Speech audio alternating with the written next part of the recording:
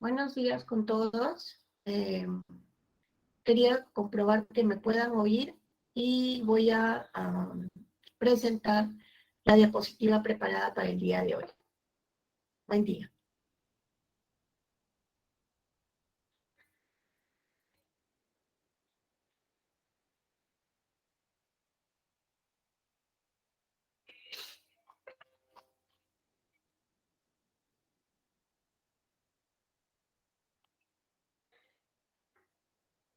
Bien.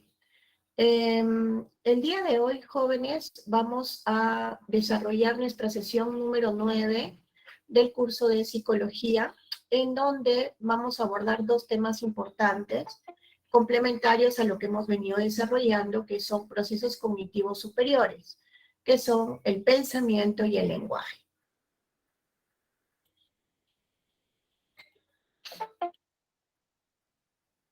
Bien. Aquí se les está mostrando un ejercicio de razonamiento lógico, donde les piden unir los 9 puntos con 4 líneas rectas sin levantar el lápiz. ¿De qué manera podrían desarrollar dicho ejercicio?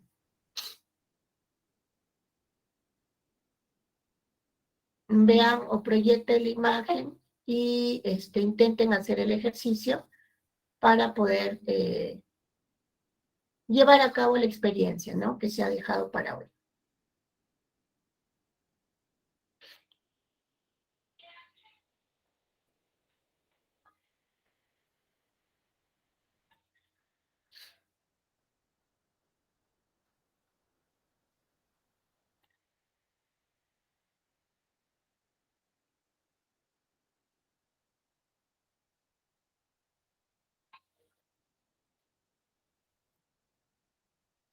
Bien, la resolución es la siguiente, como pueden ustedes apreciar, esta es la resolución del ejercicio, ¿no?, donde les piden unir 9 puntos en 4 líneas, rectas, sin levantar el lápiz, ¿no? Entonces, la resolución es la siguiente, es la que ustedes pueden apreciar en pantalla, ¿ok?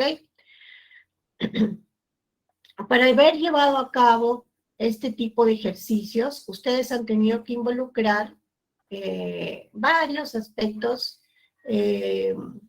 cognitivos que hemos venido desarrollando. ¿Cuáles son o cuáles creen ustedes que son esos procesos cognitivos que han tenido que, de alguna manera, actuar o activarse para que ustedes puedan haber desarrollado el ejercicio planteado? A ver si escucho opiniones o pueden consignarlo en el chat, por favor.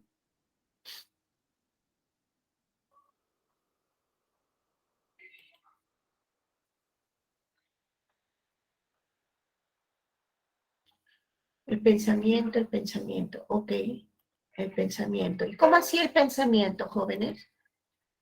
¿Cómo así el pensamiento? ¿Y qué tipo de pensamiento creen ustedes que han tenido que utilizar? ¿Quién puede, por favor, participar? ¿Pueden encender su micrófono? Efectivamente, han tenido que emplear un tipo de pensamiento, en este caso un tipo de pensamiento lógico, ¿no? Un tipo de pensamiento lógico-espacial, ¿no? Específicamente en un primer momento, ustedes han tenido que utilizar su percepción visual, recapitulando y repasando las sesiones anteriores, ¿no? ¿Y por qué la percepción visual? Porque ustedes tienen que hacer la interpretación de lo que visualmente están leyendo.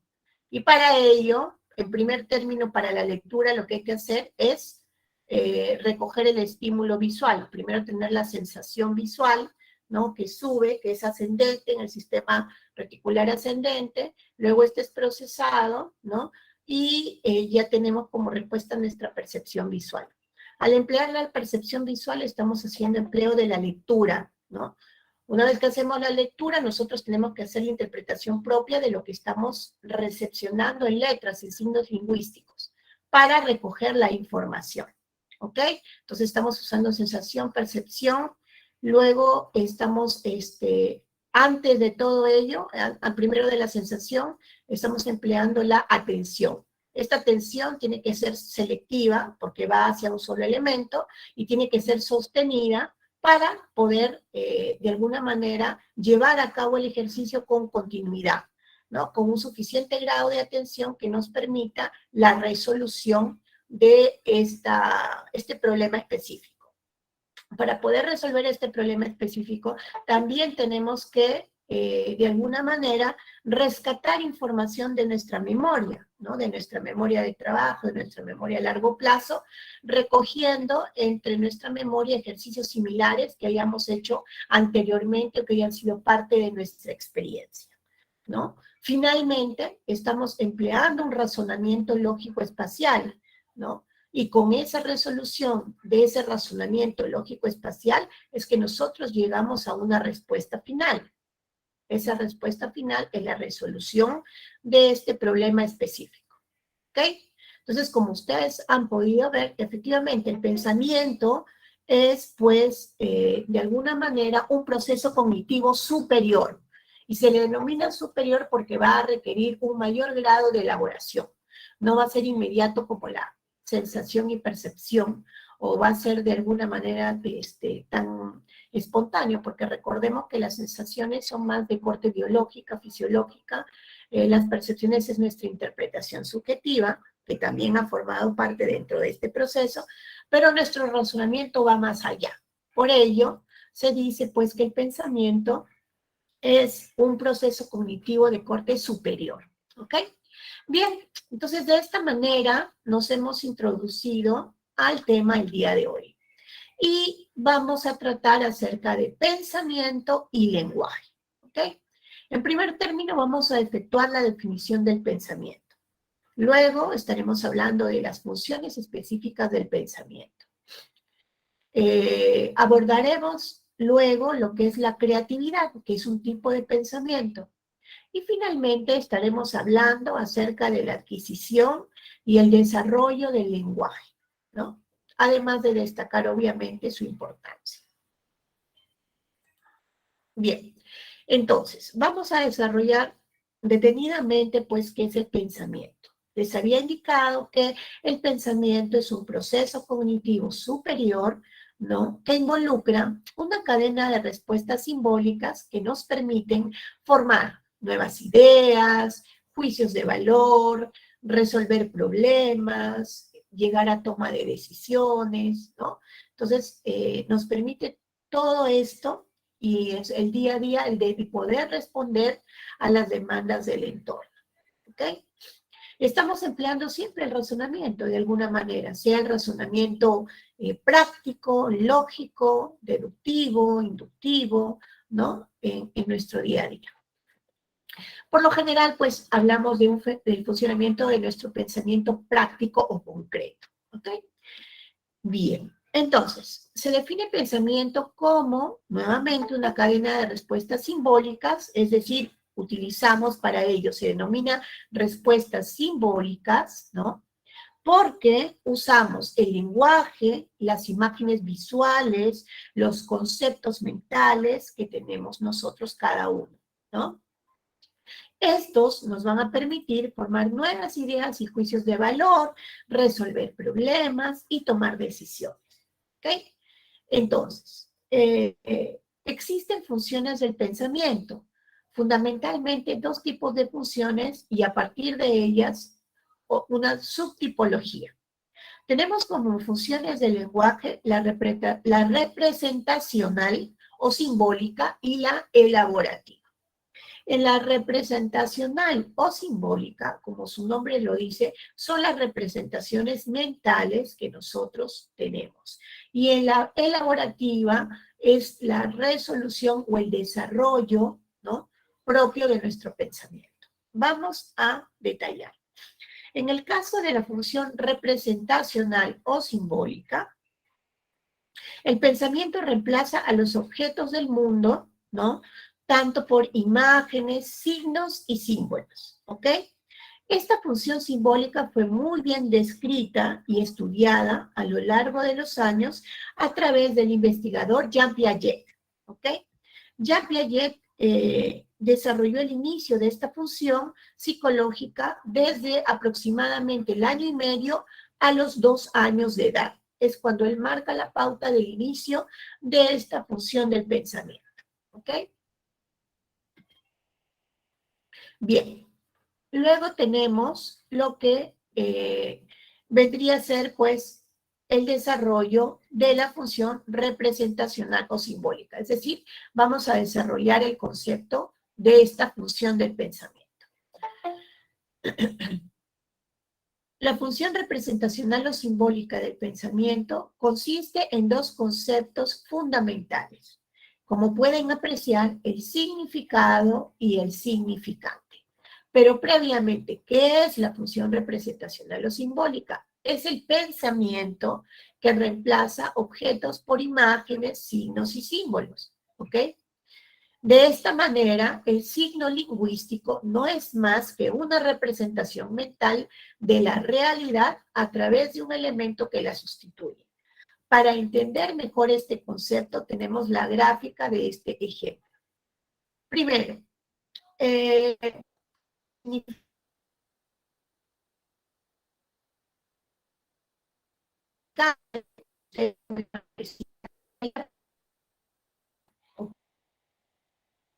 que es el concepto. De esta manera se trata, pues, ese elemento que es el significante, ya es la representación visual o sonora que se crea en nuestra mente cuando leemos o cuando escuchamos la palabra, ¿no? Escrita, bicicleta, significante. Pero, ¿qué vendría a ser el significado? El significado, pues, es el concepto asociado a determinada representación, sea acústica o visual en este caso, que provoca en nuestra mente la palabra hablada o escrita. ¿Cómo así? Nosotros ante la palabra escrita bicicleta ya tenemos en nuestra mente este concepto, esta definición, que vendría a ser la representación de bicicleta, ¿no? Medio de transporte terrestre, ¿no? No mecánico, utilizado por el hombre, que consta de 2 ruedas, un timón, se requiere equilibrio para poder ser manejado, etcétera, etcétera, etcétera. Con este significado, nosotros ya podemos desarrollar la definición de bicicleta, ¿ok? Entonces, el significante es la expresión escrita de la palabra. El significado es la representación, el concepto que se asocia a esta palabra. Hasta allí queda claro ambos elementos de significado y significante. Profesora, ¿podría volverlo a explicar, por favor? Ok, nuevamente entonces.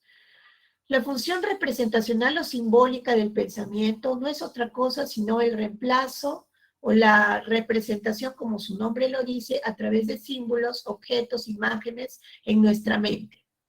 Entonces, para esta función representacional simbólica entran dos conceptos importantes, el concepto de significante y el concepto de significado. Son dos elementos. Cada uno tiene, como su nombre bien lo dice, pues su representación o su concepto. Para nosotros, ¿qué es el significante? Es la representación de la palabra bicicleta, ¿no? Así, por ejemplo, podríamos tener acá triciclo y obviamente el significado va a variar.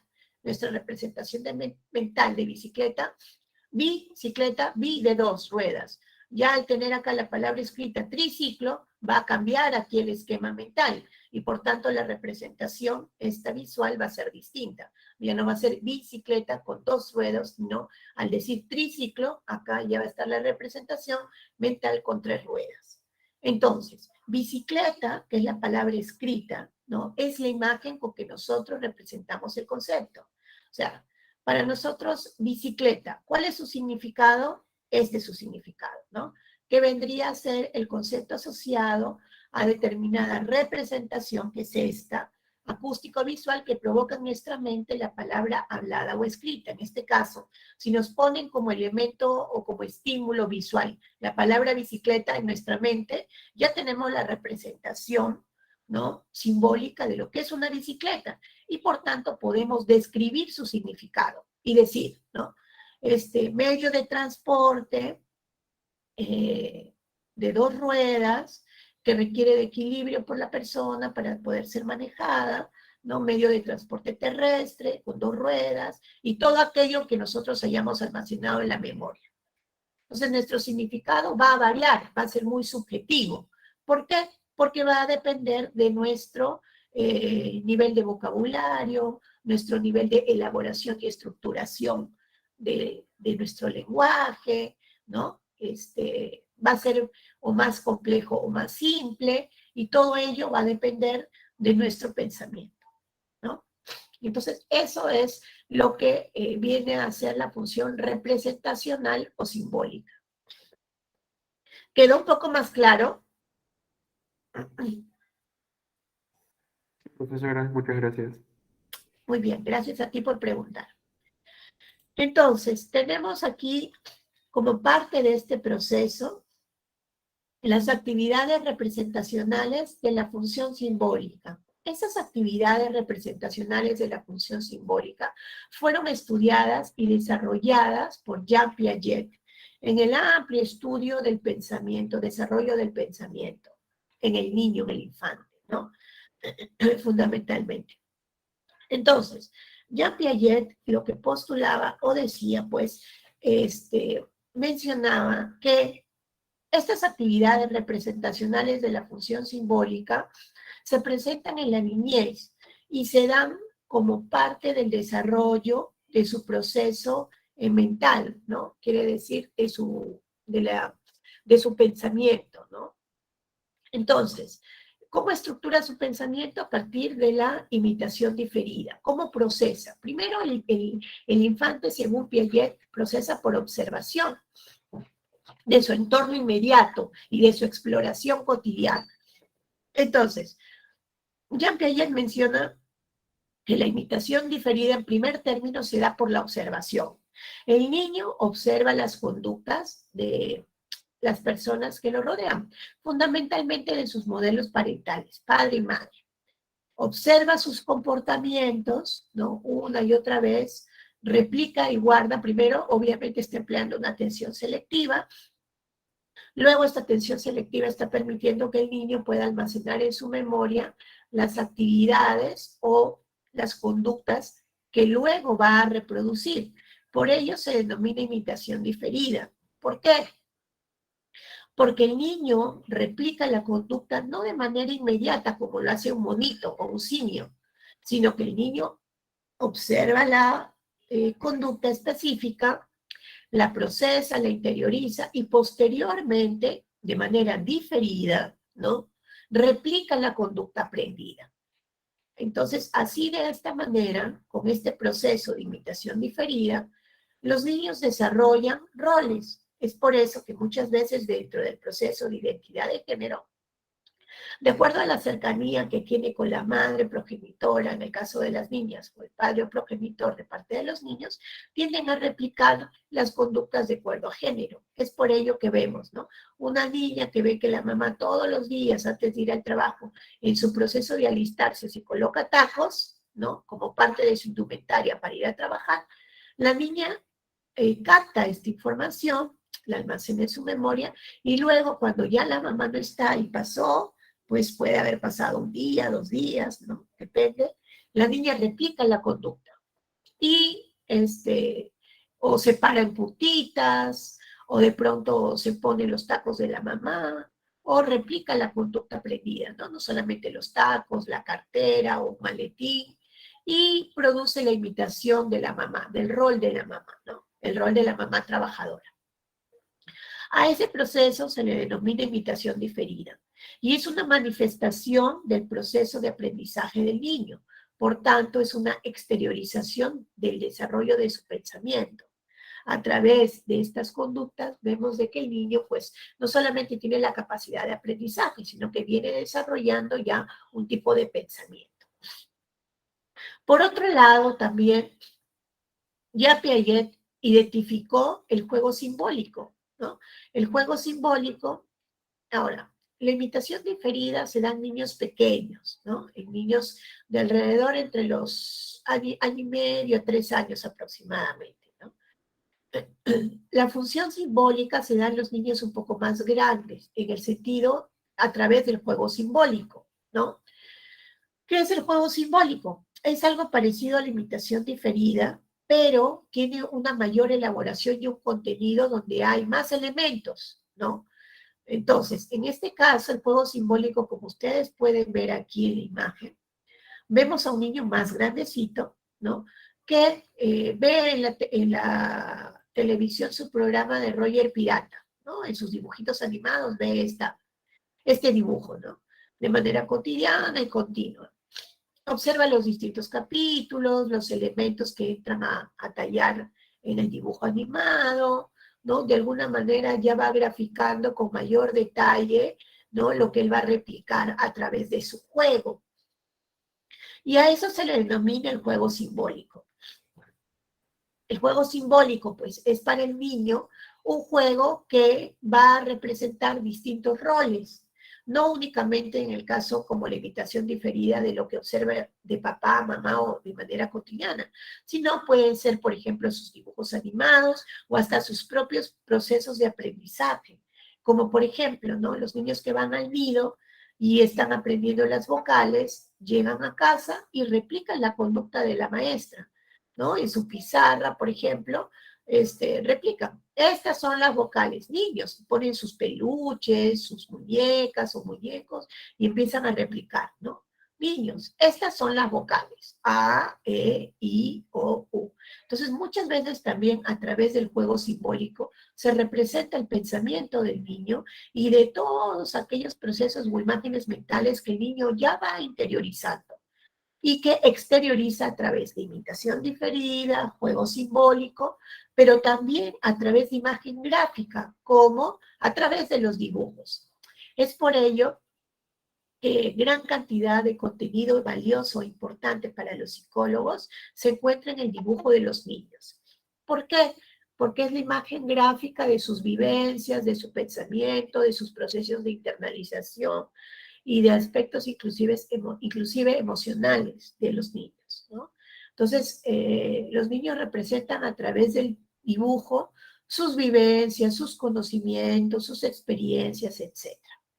Y también lo hacen a través de la externalización de su pensamiento por medio de palabras, es decir, del lenguaje. Entonces, de acuerdo a la evolución y el desarrollo del niño, se presenta la imitación diferida, el juego simbólico, la imagen gráfica o los dibujos y el lenguaje. El lenguaje es, pues, la expresión del pensamiento, ¿no? Entonces, muchas veces conocemos a las personas a través de su lenguaje. Vemos si son personas instruidas, si tienen un nivel cultural, si de alguna manera son personas que leen o no, ¿no? Porque si son personas que no tienen, pues, de alguna manera mucha cercanía a la lectura, su lenguaje, pues, va a ser bastante básico, ¿no? Un tanto monosilábico o muy poco ¿qué te puedo decir? Desenvuelto o muy poco elaborado o estructurado, ¿no? Cambio un lenguaje, pues, con un bagaje de vocabulario amplio, con empleo de palabras sinónimas, antónimas, con una elaboración, pues, más estructurada y mejor diseñada, nos habla, pues, también de un nivel de pensamiento de mayor desarrollo, ¿no? Pensamiento de corte abstracto, por ejemplo, te va a hablar pues de temas de filosofía, lógica, ¿no? Política, etcétera. Un lenguaje un tanto más concreto te va a hablar pues de situaciones cotidianas del día a día, de las noticias, de tanto, ¿no? Y allí se puede apreciar justamente que el lenguaje es la exteriorización de nuestros pensamientos.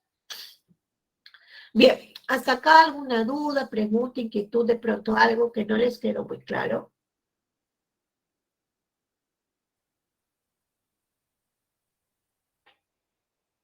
Bien, ok. Entonces, ¿hay pregunta en el chat? Sí, profesora, ¿podría volver a repetir para que se vean las imágenes gráficas? A ver, voy a repetir. Específicamente esta diapositiva, De la imagen gráfica, nada más. ¿Para qué significaba Ok, la... imagen gráfica en el niño ya. Ok, bien.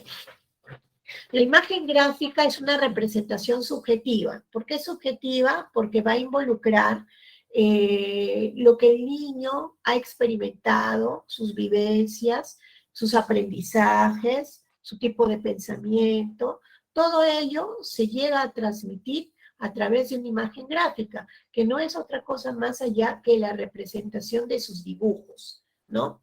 Entonces, esta imagen o este dibujo o imagen gráfica, que es el sinónimo dibujo o imagen gráfica, pues nos permite plasmar de alguna manera un soporte físico, ¿no? Gráfico, de la representación de las situaciones, de los objetos o significantes que el niño ya ha ido interiorizando de su mundo externo, ¿no?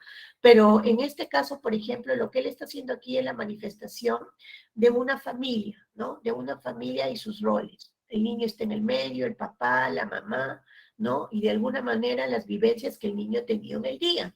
Por ejemplo, acá está jugando, hay una escalera, ¿no? De los juegos, etc. Entonces, el niño a través de la imagen gráfica justamente exterioriza, representa de manera simbólica, ¿no? Gráfica, todo aquello que internalizó. Pueden ser conocimientos, pueden ser experiencias, pueden ser pensamientos. Entonces, de esta manera el niño representa un tanto su mundo interior, es decir, las imágenes mentales que el niño albergó, retuvo y está procesando a través de su dibujo. ¿Quedó un poco más claro? Sí, gracias. Gracias. Muy bien. Y entonces, finalmente el lenguaje, pues, es la exteriorización del pensamiento. ¿Alguna otra duda, inquietud, pregunta? Ya, ok.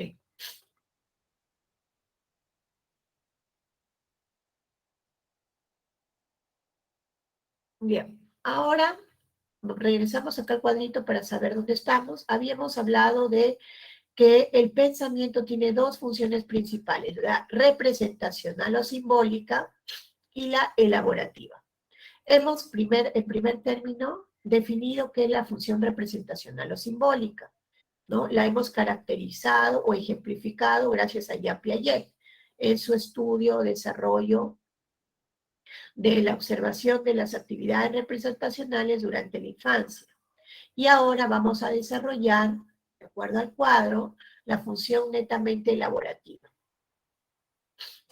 Como función elaborativa, entran a tallar la formación de los conceptos, ¿ok? ¿Cómo es que el ser humano forma los distintos conceptos, ¿ok? Entonces, estos conceptos surgen para almacenar la gran cantidad de imágenes que nosotros como seres humanos percibimos en nuestro entorno. Solemos nosotros agrupar los objetos de acuerdo a sus características comunes. A estos grupos o clases, que son representaciones mentales de una clase de objetos o sucesos, nosotros le llamamos concepto o definición. Entonces, ¿qué son la formación de conceptos? No es otra cosa sino la formación de las definiciones subjetivas que nosotros tenemos de determinados elementos de nuestro mundo exterior. Acá vamos a citar un ejemplo práctico para que ustedes puedan entenderlo. Primero, la formación de conceptos se logra por abstracción. Y la abstracción es lograr la representación en nuestra mente, ¿no? En este caso, por ejemplo, tenemos que nosotros, en primer término, efectuamos la observación de los objetos. Acá nos presentan, por ejemplo, visualmente estos objetos, ¿ok? Nosotros lo que hacemos es afinar nuestra atención, concentración, y de manera ascendente, a través del sistema reticular ascendente, están ingresando las imágenes visuales que estamos captando. Pero ya nuestra interpretación propia, nuestra percepción de cada uno de estos elementos, al nombrar cuadrado, triángulo y círculo, ya viene a ser nuestra percepción. Pero para que nosotros podamos manifestar la percepción, tenemos que haber recurrido también a nuestra memoria, ¿no?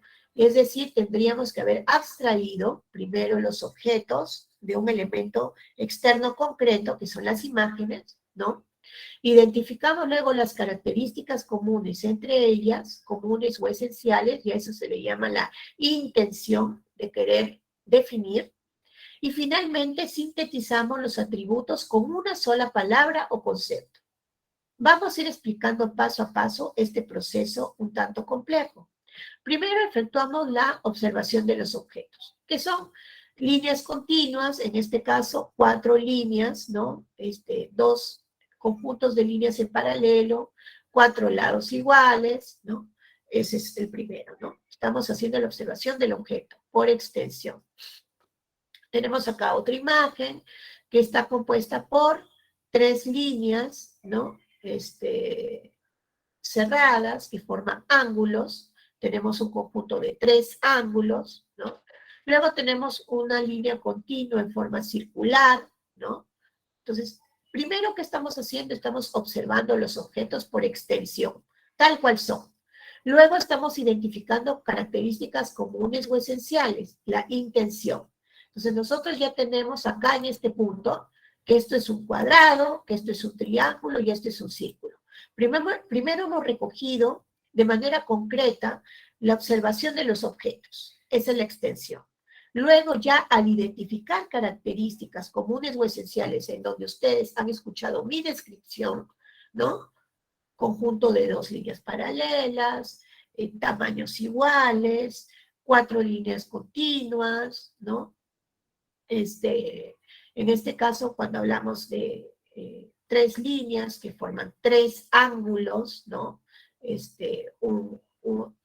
Luego una línea continua en forma circular, yo ya estoy identificando características comunes o esenciales, le estoy dando una intencionalidad para poder aquí en este punto definir que esto es un cuadrado, un triángulo y un círculo. Pero si yo me quiero ir al concepto o al atributo general o a la característica común que engloba estos 3 elementos individuales, yo diré que estas son figuras geométricas. Cuando yo llego al punto del término figura geométrica, ya estoy hablando del concepto de este conjunto de elementos visuales. ¿Me dejo entender? ¿Ha quedado claro esta parte? ¿O requieren de pronto alguna explicación adicional o repetirla?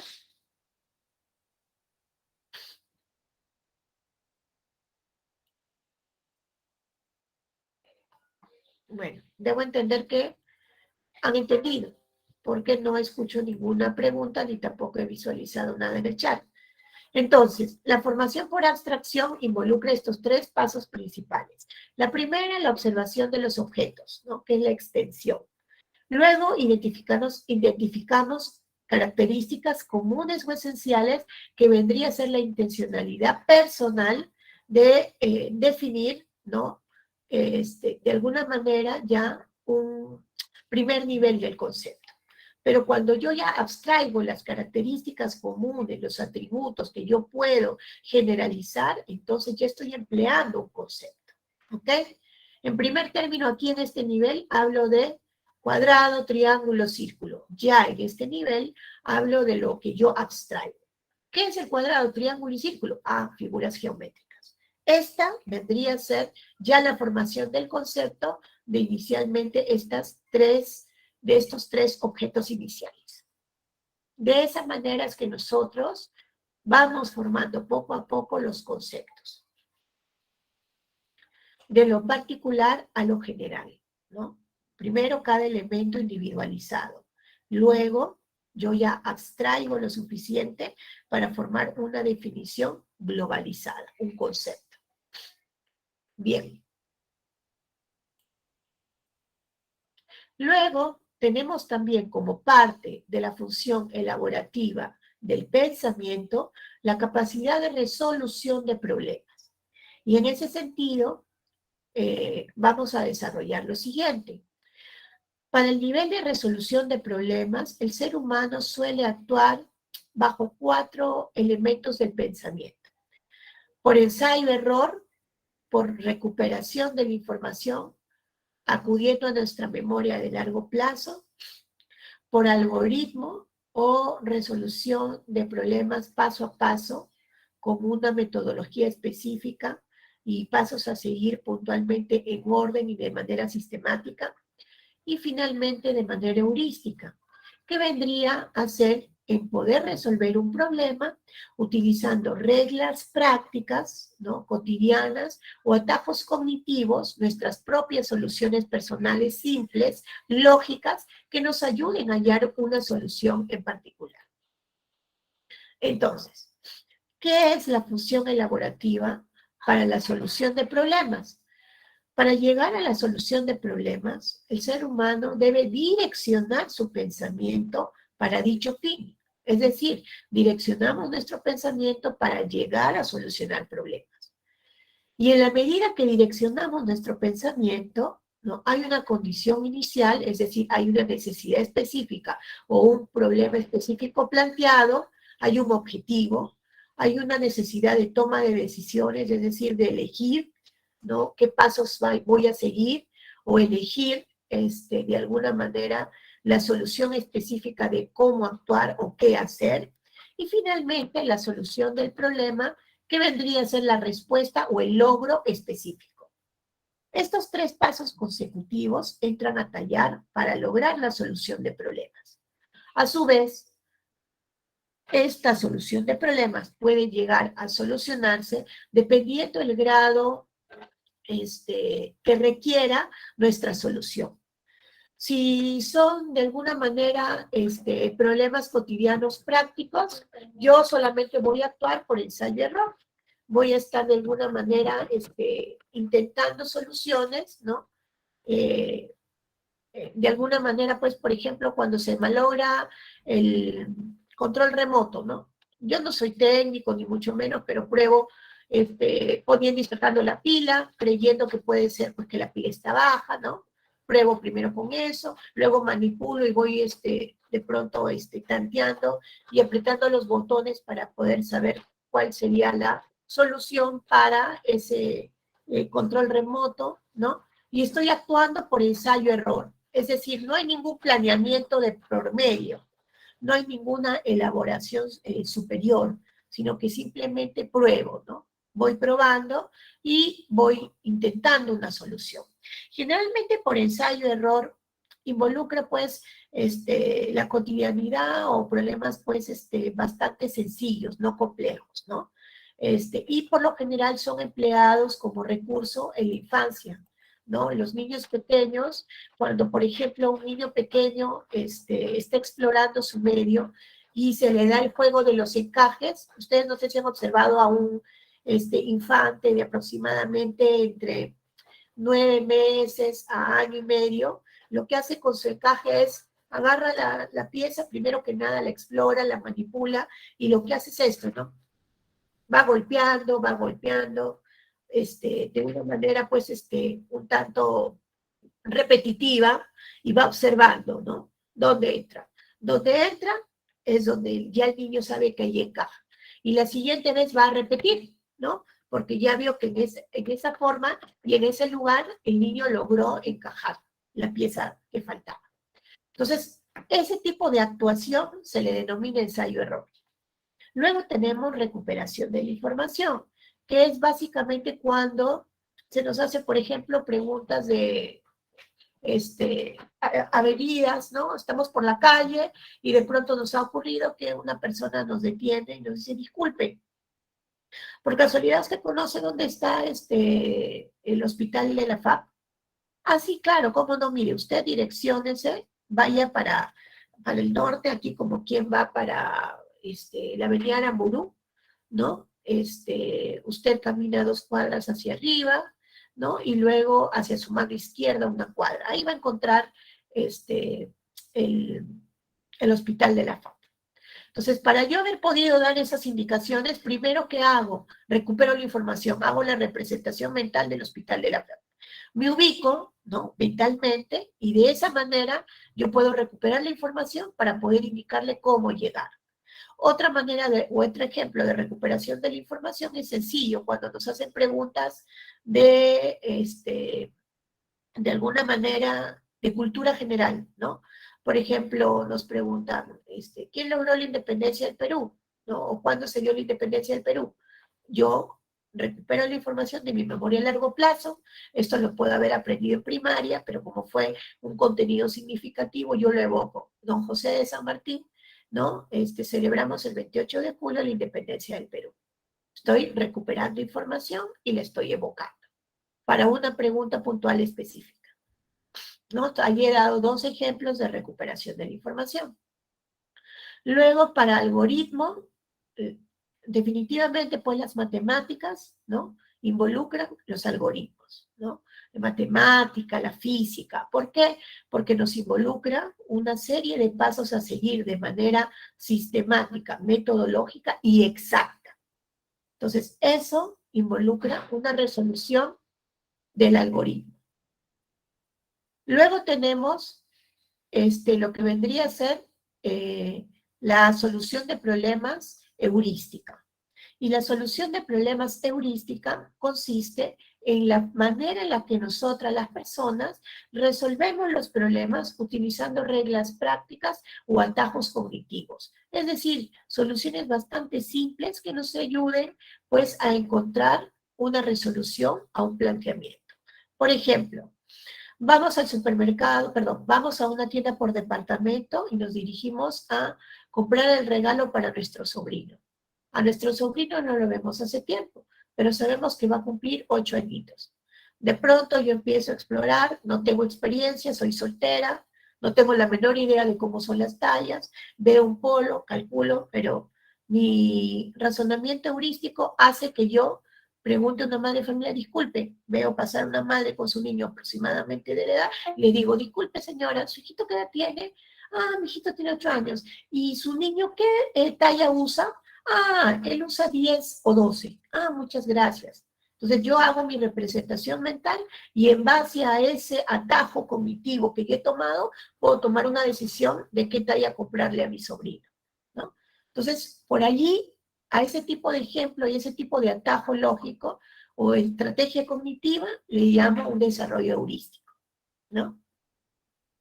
Hasta allí alguna pregunta, duda, inquietud respecto a la función elaborativa de resolución de problemas en sus distintas estrategias. Bien, entonces debo creer que está todo claro.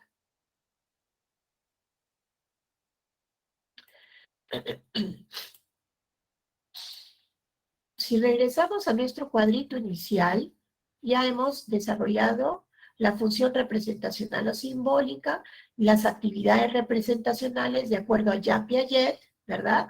Y en el nivel del pensamiento elaborativo hemos visto cómo se da la formación de conceptos y nos encontramos aquí en la solución de problemas. Dentro de este aspecto de la solución de problemas, hemos visto estas 4 estrategias importantes. Pero además entra a tallar nuestra creatividad. ¿Y qué es nuestra creatividad? No es otra cosa sino que empleamos un tipo de pensamiento divergente, no convergente. Divergente, ¿por qué? Porque es un pensamiento abierto, amplio, que nos permite a nosotros poder crear, imaginar, ¿no? Entonces, un pensamiento creativo es aquel pensamiento que permite dar solución de una manera innovadora, de una manera creativa, originaria, original, ¿no?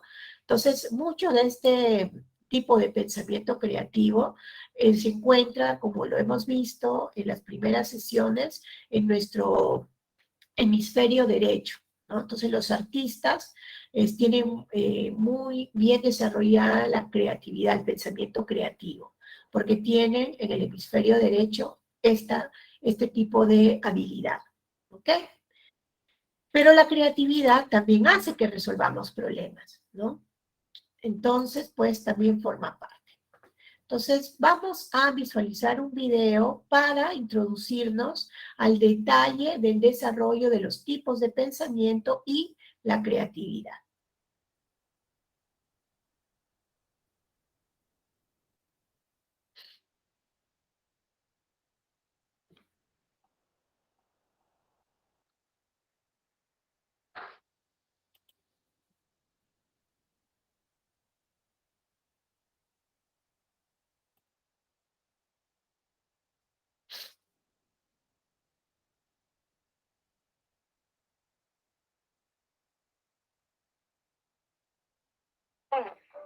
Las formas de pensar de los seres humanos tienen unas funciones y objetivos determinados. El pensamiento es una capacidad cognitiva que tenemos las personas y que nos permite reflexionar sobre ciertas situaciones, resolver problemas, descubrir cosas nuevas y aprender, entre otras cosas. Pensar implica formar ideas o representaciones de la realidad en la mente, además de relacionar unas con otras. Pero no existe únicamente un tipo de pensamiento, sino varios. Cada uno de ellos representan unas características determinadas. Número 1. Pensamiento deductivo. Consiste en una forma de razonar que se basa en obtener conclusiones a partir de premisas generales previas. Es decir, implica razonar y extraer conclusiones a partir de una serie de informaciones o afirmaciones iniciales. Entre estas primeras informaciones y la conclusión final, se producen una serie de pasos de conclusión. Este tipo de pensamiento va de lo general a lo específico. Un ejemplo de pensamiento deductivo sería lo siguiente. Premisa número 1. Todos los animales son seres vivos. Todos los hombres son mortales. Número 2. Una mariposa es un animal. Conclusión. Una mariposa es un ser vivo. Número 2. Pensamiento inductivo. El pensamiento inductivo, por contra, va de lo específico o particular a lo general. También se le denomina silogismo deductivo. En este caso, se elaboran conclusiones, pero más generales que en el pensamiento inductivo, ya antes mencionado. Estas además se obtienen de los datos iniciales que suelen ser concretos y específicos. Este tipo de pensamiento es la base de la revisión de hipótesis, ya que nos permite indagar sobre cuestiones específicas. Un ejemplo de pensamiento inductivo será el siguiente. El amigo A y el amigo B y el amigo C pueden tomar alcohol. El amigo A, el amigo B y el amigo C son mayores de edad. Todas las personas mayores de edad pueden consumir alcohol. 3. El pensamiento instintivo. Este tipo de pensamiento tiene menos influencia de la lógica y la razón que otros tipos de pensamientos. Se basa en sensaciones o en suposiciones. En ocasiones, las personas que utilizan un pensamiento instintivo realizan referencias a partir de los datos que tienen y acaban encontrando estrategias para resolver el problema. Es decir, es un pensamiento basado en la intuición. Se puede decir que prácticamente todas las personas lo han usado alguna vez, en situaciones donde no podían aplicar la razón por sí solas. Número 4. Pensamiento práctico. El pensamiento práctico se basa sobre todo en la percepción. Un ejemplo de este son las técnicas de ensayo y error, donde la persona va probando diferentes alternativas o estrategias para llegar a una conclusión o solución. A veces también se denominan a este pensamiento común, ya que todas las personas lo pueden utilizar en algún momento u otro. Este tipo de pensamiento se aplica a través de visualizar el problema y buscar las herramientas necesarias para resolverlo, aunque ello implique probar diferentes opciones. Número 5. Pensamiento creativo. El siguiente de los tipos de pensamientos es el creativo. Este se caracteriza por ser flexible y original, por alejarse de la norma y adaptarse a valores nuevos. Muchos autores relacionan la creatividad con la optimización del aprendizaje. El pensamiento creativo se puede aplicar en numerosos problemas, tanto en la vida cotidiana como en el ámbito académico. Busca encontrar una solución donde pocos han buscado. Número 6. Pensamiento analógico. El siguiente de los tipos de pensamiento que tenemos es el analógico. Una analogía implica buscar en un objeto conocido características de otros desconocidos, estableciendo una similitud entre ambos. Es decir, consiste en buscar los puntos en común. a los semejantes en diferentes objetos, estímulos, figuras, entre otros. Número 7. Pensamiento lógico. El pensamiento lógico, como su propio nombre indica, se basa en explicar la lógica y la razón a fin de encontrar una solución eficiente. Se basa también en buscar ideas y en desarrollar nuevas a partir de esto. En realidad, hay autores que consideran que el pensamiento lógico como un tipo de pensamiento donde se agruparían otros tipos. El pensamiento deductivo, el pensamiento inductivo y el analítico. Sin embargo, también se puede considerar el pensamiento lógico como un tipo de pensamiento independiente. Número 8. Pensamiento sistémico. El pensamiento sistémico consiste en visualizar una situación o un problema de forma global, pero teniendo en cuenta todas y cada una de las partes que lo componen. en realidad, pero tiene más en cuenta el final que se obtiene a partir de los elementos. Implica analizar desde un punto de vista macro versus micro, que sería punto de sistema analítico. Número 9. Pensamiento analítico. El pensamiento analítico, a diferencia del anterior, sí se centra en analizar o en explorar el papel de cada una de las partes que configuran un sistema. Es decir, va más allá del detalle. Este tipo de pensamiento permite a la persona entender una situación o un problema a través de la organización de sus elementos de forma sistemática.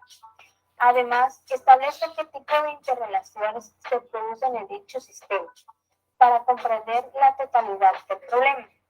Número 10. Pensamiento deliberativo. El pensamiento deliberativo es el que ayuda a tomar decisiones, es decir, permite guiarnos hasta la toma de una decisión. Se fundamenta en una serie de criterios y valores que la persona toma como verdaderos. Además, se basa en recabar información para llegar a una solución concreta. Este tipo de pensamiento, como muchos de los anteriores, se puede aplicar a diferentes problemas, pero especialmente a los personales, ya que no requiere del uso de la razón. Y por último, el número 11, pensamiento interrogativo.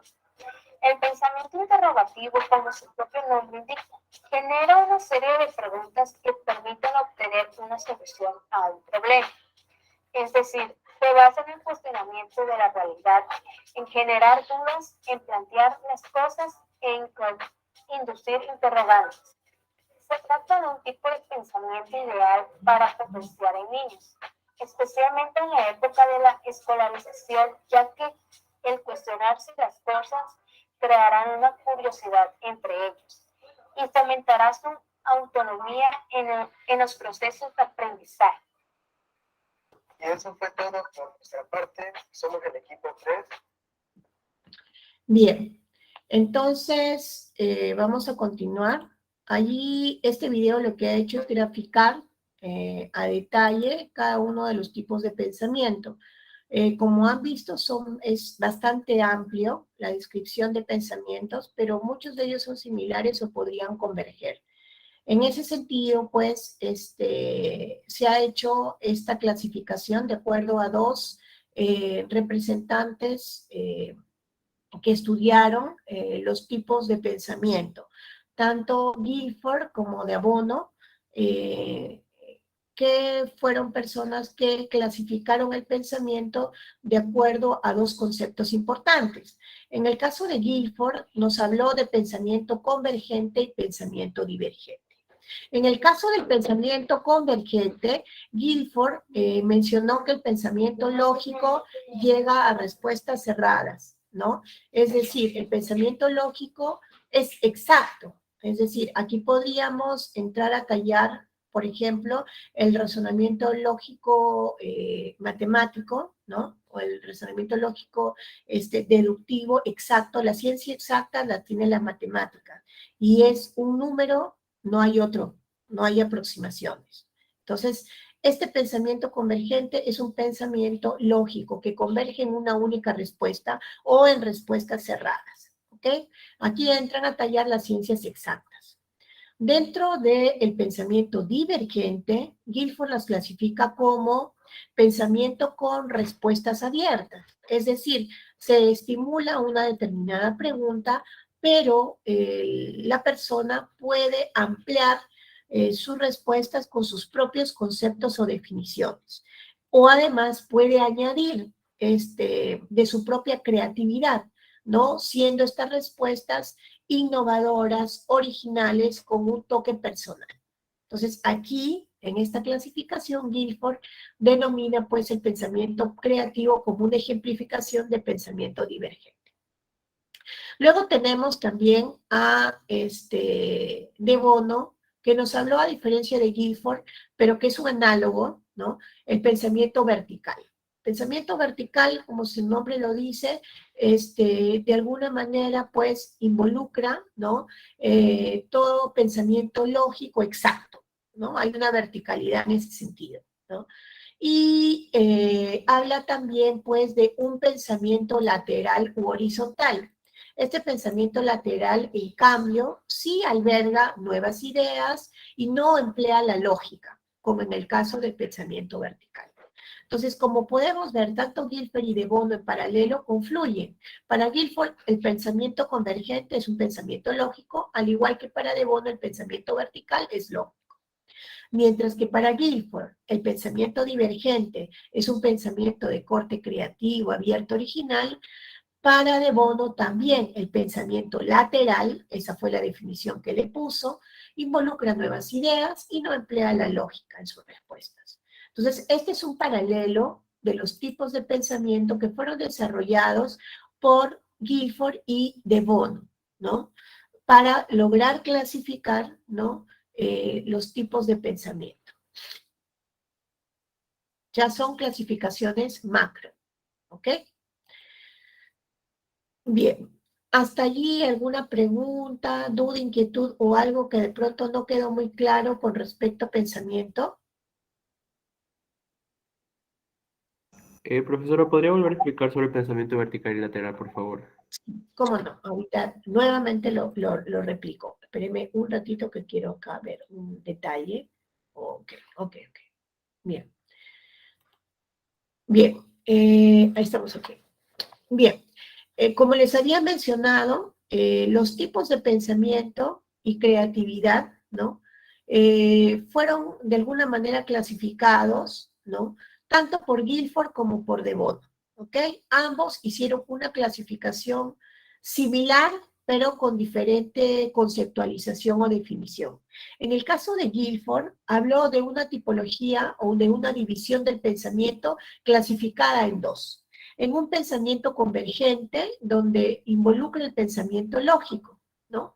El pensamiento lógico, fundamentalmente el pensamiento, por ejemplo, científico, ¿no? Con respuestas exactas, como la matemática, la física, ¿no? Que involucra respuestas cerradas, únicas, exactas, ¿ok? Y por otro lado, habló del pensamiento divergente, donde desarrolló fundamentalmente porque son pensamientos que llegan a respuestas abiertas, es decir, estas respuestas abiertas son de alguna manera definición propia, creativa y original de la persona que los da. Entonces, aquí en esta clasificación de pensamiento divergente involucra el pensamiento creativo, mientras que en el convergente involucra el pensamiento lógico. Para De Bono, el paralelo de Guilford de pensamiento convergente sería pensamiento vertical. Pensamiento vertical porque es estricto, ¿no? Hay un parámetro exacto, y ese parámetro exacto involucra el pensamiento lógico. Y aquí también entran a tallar las ciencias exactas, ¿no? Como la matemática, la física, etc. ¿Okay? Mientras que el pensamiento creativo para De Bono, él lo denominaba un pensamiento lateral. Guilford lo denomina divergente, De Bono lo denomina lateral. Y le denomina lateral, ¿por qué? Porque involucra nuevas ideas, da la amplitud de poder prolongarse o de poder extenderse una respuesta con una apertura. ¿Por qué?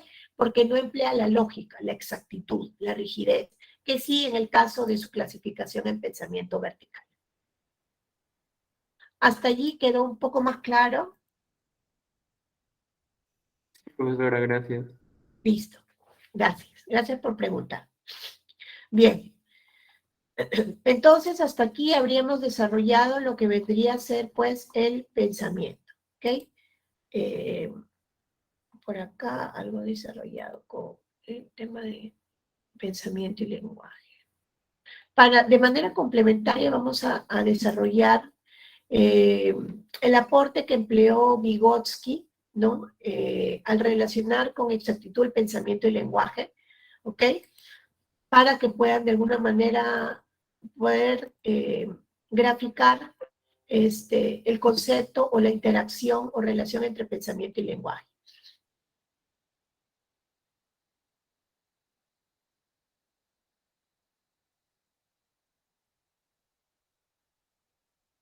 Antes de orar, toma un segundo para pensar en lo que estás a punto de hacer.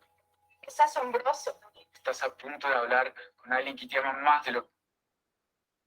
Bienvenidos a Psicofácil. En nuestro episodio del día de hoy, veremos las diferencias y semejanzas entre las teorías de Piaget y Vygotsky como nos gusta, de forma fácil.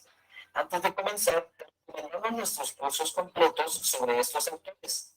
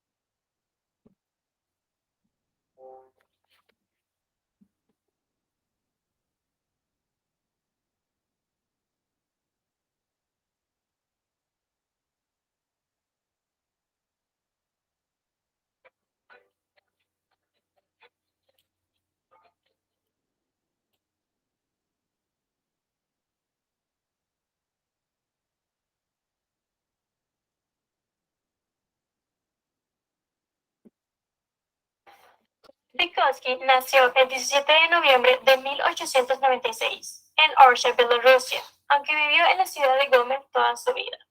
El 10 de junio de 1984 falleció a sus 36 años debido a una tuberculosis. Sus aportaciones teóricas han sido de gran importancia para comprender el desarrollo del niño y su interacción social. Vygotsky investigó también acerca del papel del lenguaje en la conducta humana y sobre el desarrollo del mismo a lo largo de la vida de la persona. Vygotsky sostuvo la idea de que las palabras comienzan siendo emocionales, pasan luego a designar objetos concretos y asumen por último su significado abstracto.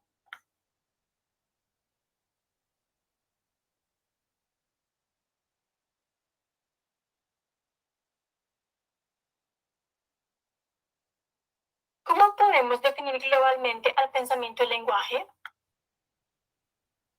Según la definición teórica, el pensamiento es aquello que se trae a la realidad por medio de la actividad intelectual, y el lenguaje es la facultad de expresión y comunicación que tiene el ser humano. ¿Qué es pensamiento y lenguaje según la teoría de Lev Vygotsky?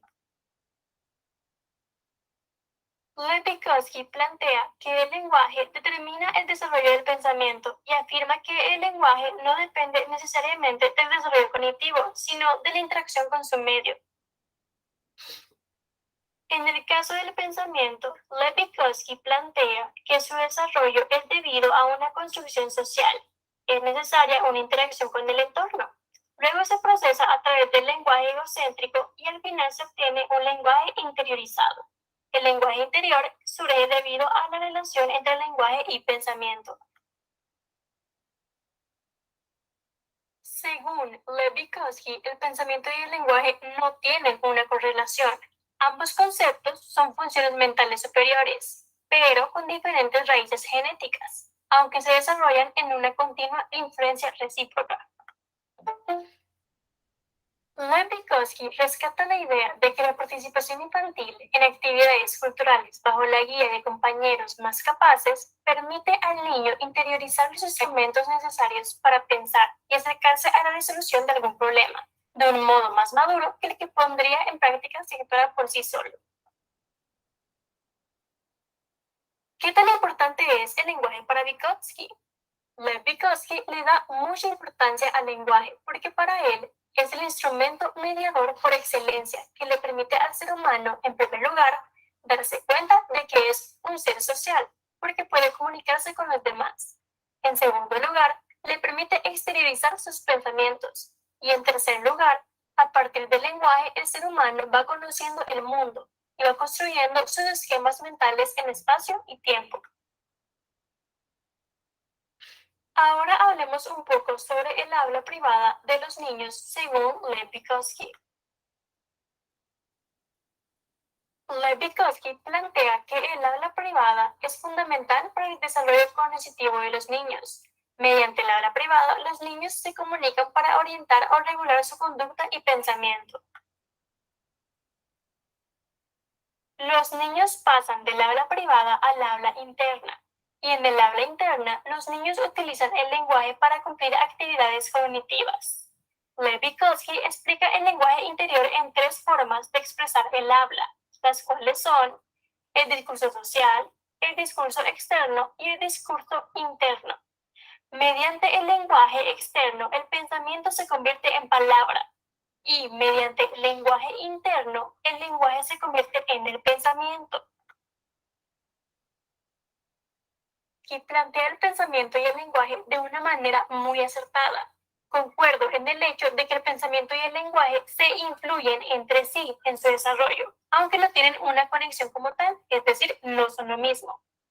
Aunque no estoy de acuerdo en un aspecto de su teoría, Lev-Vygotsky afirma que el lenguaje no depende necesariamente del desarrollo cognitivo, sino de la interacción con su medio. Y yo opino que el desarrollo cognitivo sí influye bastante, de la misma manera de la cual la interacción social influye.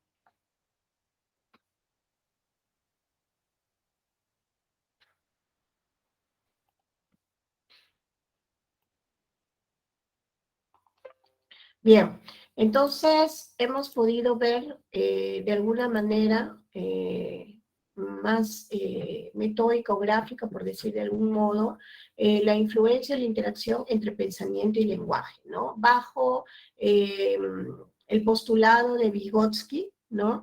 Quien de alguna manera dio la explicación totalmente detallada de la interconexión o interrelación que existía entre pensamiento y lenguaje, ¿no?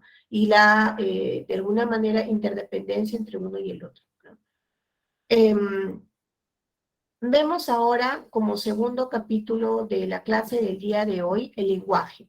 En primer término, hemos desarrollado lo que vendría a ser el pensamiento, ¿no? Cómo es que el pensamiento se desarrolla, cómo es que el pensamiento de alguna manera se forma, y cómo es que se exterioriza el pensamiento a través de la resolución de problemas, a través de los conceptos o definiciones mentales, etcétera, ¿no? Entonces ahora vamos a hablar específicamente del lenguaje, para lo cual, en primer término, hablaremos acerca de la adquisición del lenguaje, ¿ok? Para la adquisición del lenguaje entran a tallar variables de maduración y variables de aprendizaje. Como escucharon en el video, efectivamente entran a tallar una mixtura de la interacción entre ambas variables. ¿Por qué? Porque entre las variables de maduración tenemos aspectos del desarrollo neurofisiológico, ¿no? O el desarrollo maduracional del sistema nervioso, que son pues las redes neurobiológicas en el sistema nervioso central.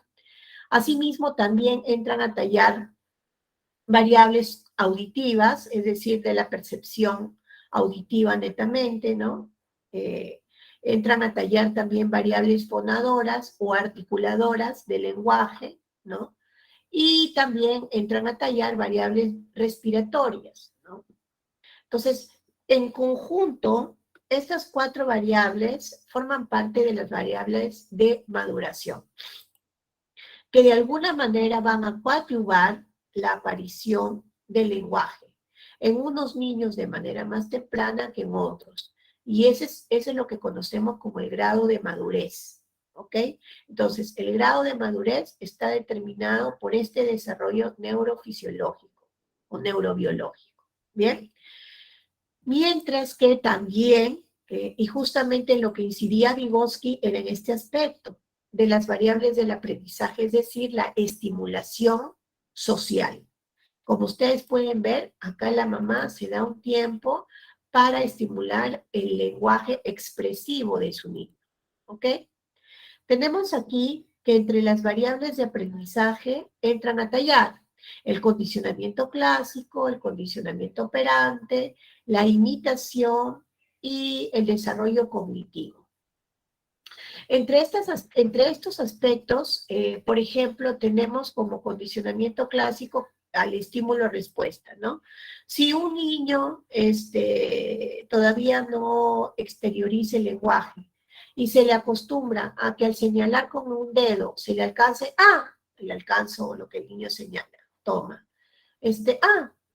Señala otra cosa y se le alcanzo, se le doy, ¿no? Entonces yo de alguna manera le estoy condicionando que no sienta la necesidad de hablar.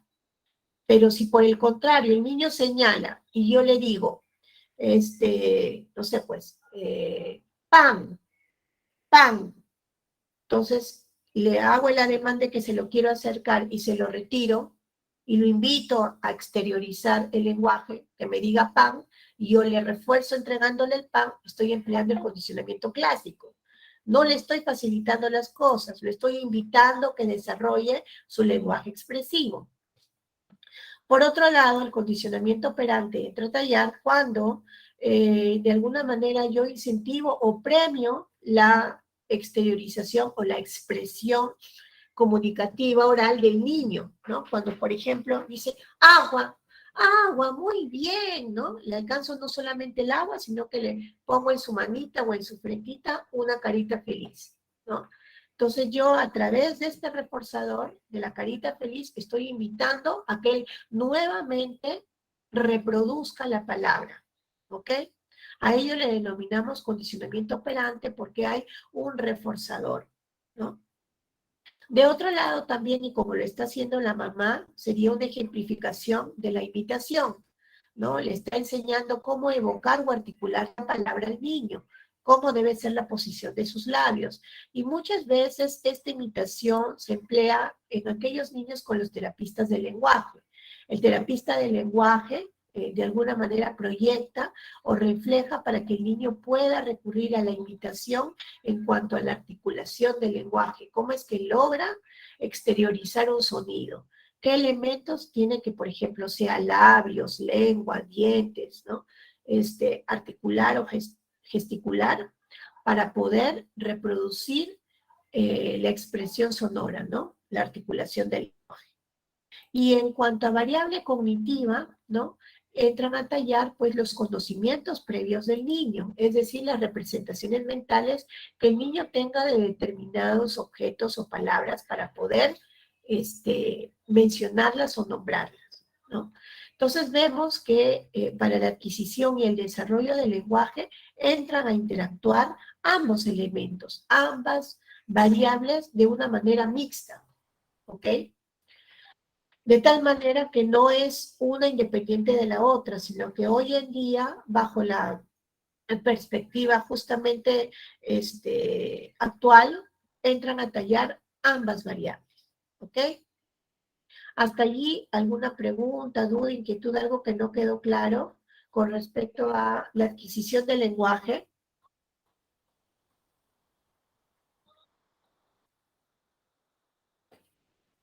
Entiendo que no. Ok. Está todo claro. Ok, muchas gracias.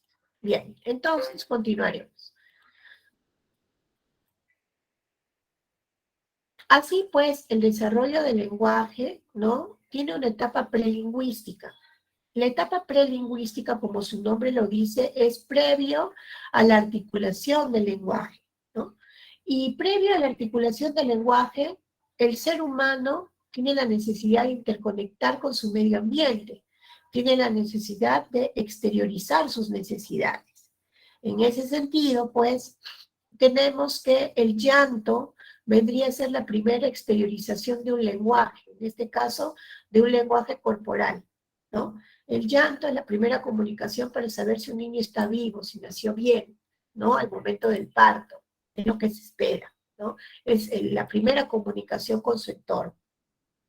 Pero el llanto, asimismo, permite como lenguaje, ¿no? Que el neonato, el recién nacido, pueda exteriorizar sus necesidades básicas, ¿no? Tales como, por ejemplo, el hambre, el sueño, el pañal sucio, un dolor, ¿no? Fundamentalmente esto a la madre o a las personas que lo cuidan, ¿no? En este caso, el primer vínculo, como lo hemos visto, es el vínculo materno, ¿no? El que forma el apego, ¿ok? Y el llanto es un elemento importante de comunicación para que la madre pueda atender al bebé. Luego tenemos alrededor, este llanto, ¿no? Es preponderante o es determinante desde el nacimiento hasta el primer mes. Posterior a ello, alrededor de las 6 semanas de nacido, ¿no? Estamos hablando de 1 mes y medio, hasta los 6 meses, hay gorjeos vocálicos. Estos gorjeos vocálicos son esos elementos sonoros que hacen los bebecitos para tratar de comunicarse, ¿no? Que de alguna manera entabla pues ya un tanto la fijación visual e intenta comunicar algo moviendo su boquita. Esa gestualización que está ejemplificada en la imagen son los gorjeos vocálicos, ¿no? Esos soniditos que nosotros escuchamos en el bebé. Posteriormente, alrededor de los 6 meses, ya escuchamos balbuceos, ¿no? Que son sonidos consonánticos. Por ejemplo, guga, agu, go, ga, ¿no? Esos sonidos se denominan balbuceos consonánticos. Y alrededor de los 8 meses ya hay variaciones tonales. Es decir, por ejemplo, hay un ta, tranquilo, hay un ta de llamar la atención, hay un ta de molesto, ¿no? Ya de alguna manera estas variaciones tonales hacen de que el niño, acompañado de su lenguaje no verbal, ¿no? De su lenguaje gestual, quiera dar a entender algo en particular, ¿no? Si está contento, si está triste, si su ta es acompañado de fruncir el ceño, o si su ta es de alegría en la expresión de su rostro, etc.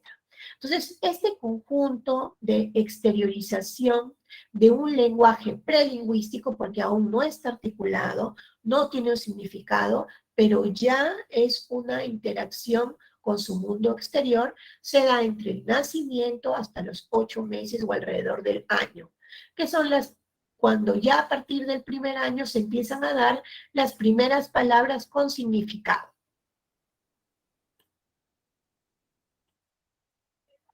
Entonces, así como hemos desarrollado el lenguaje prelingüístico, que es desde el nacimiento hasta alrededor de 1 año, también vamos a desarrollar la línea del tiempo en el que se presenta el desarrollo del lenguaje en su etapa lingüística.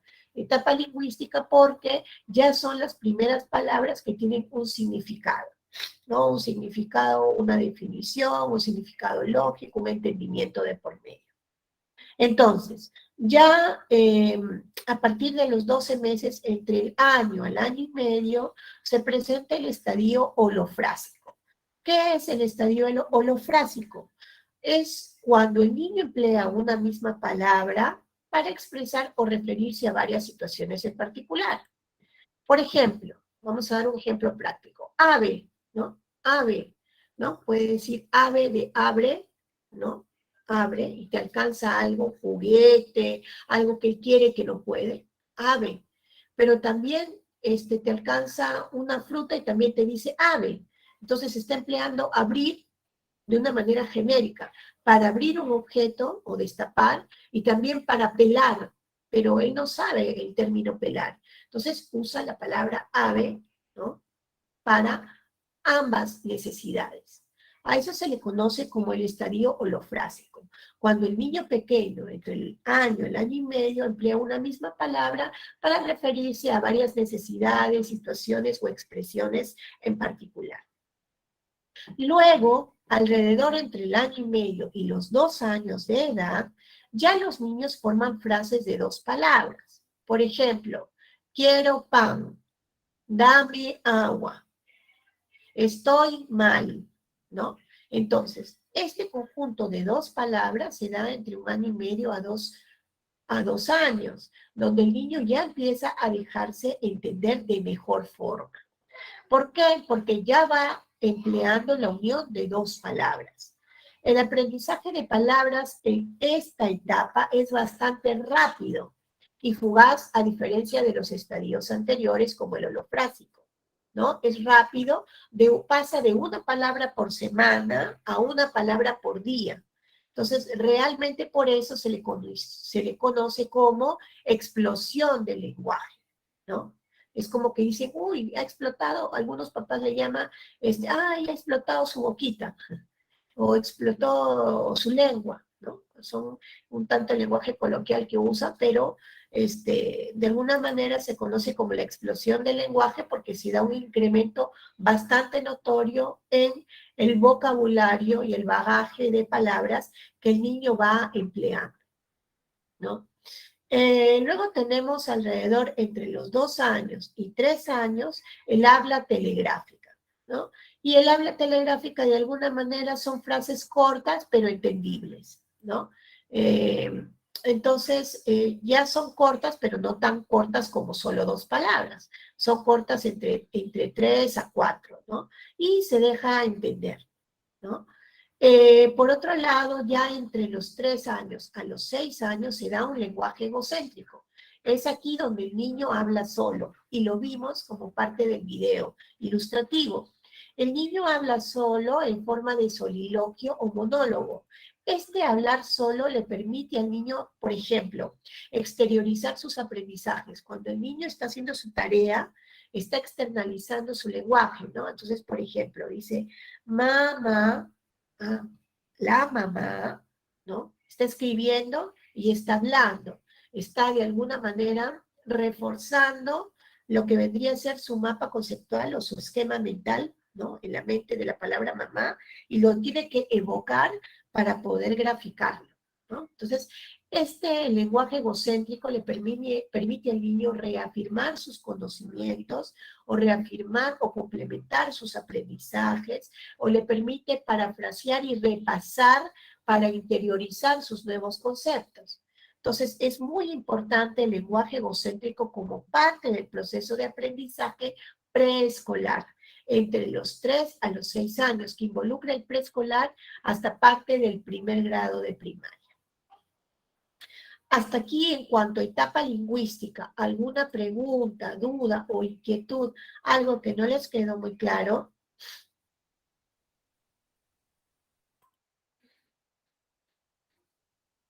Ok, bien. Entonces, si no hay ninguna pregunta, vamos a continuar. Hemos visto entonces 2 aspectos importantes del lenguaje. ¿Qué variables involucran en la adquisición del lenguaje? 2 tipos de variables de manera mixta y un tanto que interactúan en conjunto. Las variables de maduración y las de aprendizaje. Por otro lado, en el desarrollo del lenguaje destacan 2 etapas principales. La prelingüística, que es antes de la primera emisión de palabra con significado, y la etapa lingüística a partir de la primera palabra con significado en adelante, ¿no? La etapa prelingüística desde el nacimiento hasta alrededor del primer año de edad, prelingüística, que involucra, ¿no? El llanto, gorgojeos, balbuceos, variaciones tonales, y en la etapa lingüística, los 4 estadios del desarrollo del lenguaje, ya cuando hay una expresión oral con significado, desde el año hasta los 6 años de edad, pasando por 4 etapas importantes. Estadio holofrásico, explosión del lenguaje, habla telegráfica y lenguaje egocéntrico. Bien, habiendo hecho esta síntesis, vamos a continuar. Como habíamos visto en el video anterior, ¿no? Habíamos visto gráficamente la explicación, la sinergia o la importancia al vincular pensamiento y lenguaje, y que lo hizo Lev Vygotsky, ¿no? De una manera gráfica. Aquí vamos a explicar de manera sintética lo que se evidenció en el video. Para Lev Vygotsky, el proceso del lenguaje pasa por un proceso de habla externa, es decir, cuando adquirimos el lenguaje a través de la réplica y del aprendizaje de lo que escuchamos y de la estimulación de nuestro entorno inmediato. Él habla de la necesidad de un estimulador externo, es decir, de una persona adulta o de una persona adicional que estimule el habla en el niño, ¿no? Entonces, en este caso, por ejemplo, los padres de familia, ¿no? La nana, si en el caso lo cuida, o la abuelita o la persona a cargo, ¿no? El tutor a cargo del niño pequeño. Un niño al que no se le habla es un niño que probablemente por falta de estimulación no logre evocar un lenguaje articulado. Entonces, a eso se refiere Lev Vygotsky, que es importante, el desarrollo para él preponderantemente es por estimulación, para Vygotsky, ¿ok?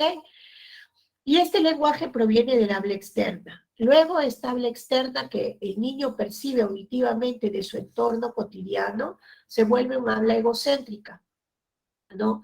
Que de alguna manera vendría ya a desarrollar un pensamiento interiorizado, ¿no?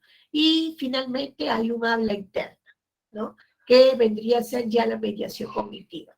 Entonces, nosotros pasamos por un proceso de internalización a un proceso de mediación cognitiva. ¿Cómo así? El proceso de internalización, como su nombre lo dice, proviene de que nosotros internalizamos un vocabulario a partir de que lo escuchamos en nuestro entorno y tenemos la necesidad de aprenderlo. Entonces, por ejemplo, un adulto, papá o mamá, me habla, ¿no? Hola, hijito, ¿cómo estás? Yo estoy feliz, feliz, y sonrío. Entonces, estoy estimulando y estoy, de alguna manera, desplazando elementos para que el niño pueda internalizar y, de alguna manera, ir guardando en la memoria términos o vocabulario que luego va a evocar y externalizar, ¿no? Entonces pasa primero por un habla egocéntrica y luego por un habla interna. El habla interna, de alguna manera, es nuestro pensamiento, ¿no? Cuando nosotros, por ejemplo, estamos pensando o estamos proyectando el día a día, ¿no? En mi mente yo me hablo, o sea, es un lenguaje interno.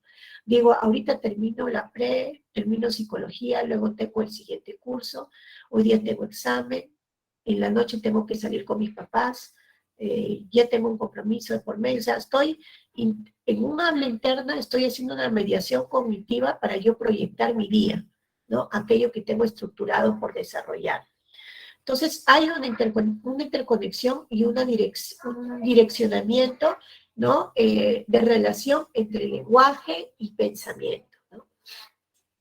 Para poder ver con mejor o con más claridad, y también un paralelo entre lo que hemos visto de Jean Piaget y Vygotsky, vamos a verlo a continuación en el siguiente video.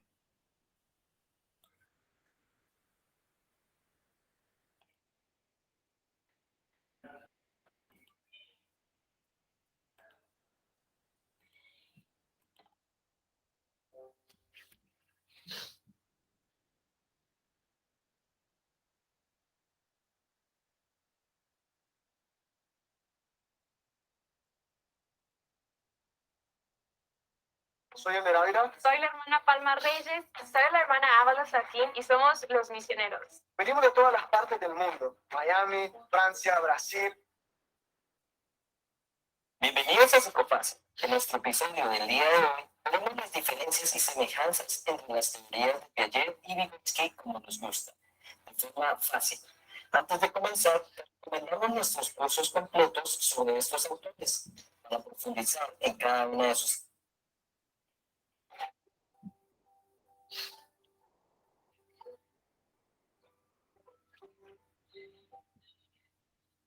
desarrollo cognitivo desde la infancia, así como los métodos de educación actual, han sido fuertemente influenciados por las teorías de Piaget y Vygotsky, ya que cada una de ellas aporta aspectos cruciales en el desarrollo que pueden ser influenciados por factores biológicos y sociales.